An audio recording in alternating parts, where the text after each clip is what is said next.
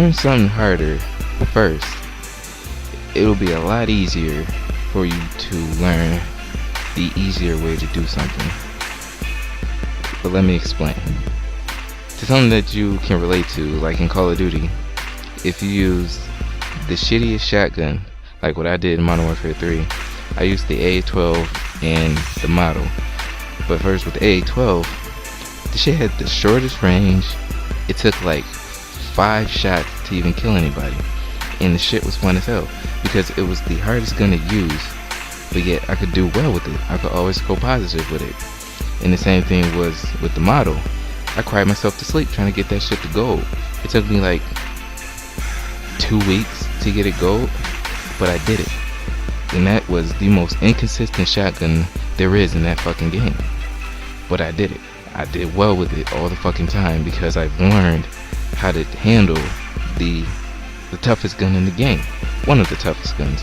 Now when I use any of the other guns that are supposedly overpowered or balanced or even good, I am amazing with it, because I struggled through doing the hardest thing, using the hardest gun, and I actually did good with it. So getting a good gun, I will do great with it. See what I'm saying?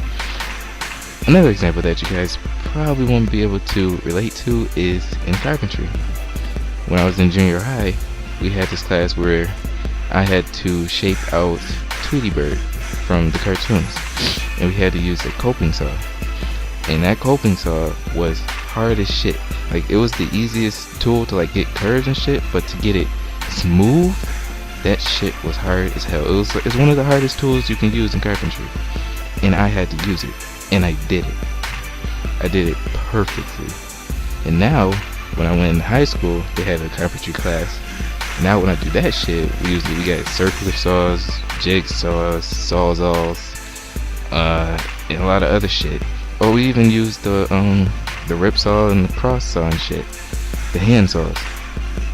Now that shit easy as hell, because I used the toughest tool there is, and I did well with it. And now the rest is easy. Now I'm doing it super fast, and now I'm taking it again in college, and it is ridiculously easy now. Like, I'm sprinting through the shit. I'm not listening in class because I know it already. It's easy for me. And that's all kind of my message to you guys, is to don't always take the easy way out, especially in Call of Duty. Don't always use the easiest gun and shit.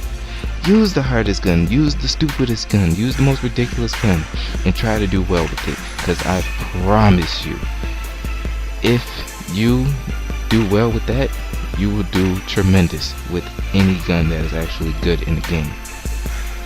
I promise you. Same thing, another example, same thing if you are a pump stomper and you're always playing against ass players.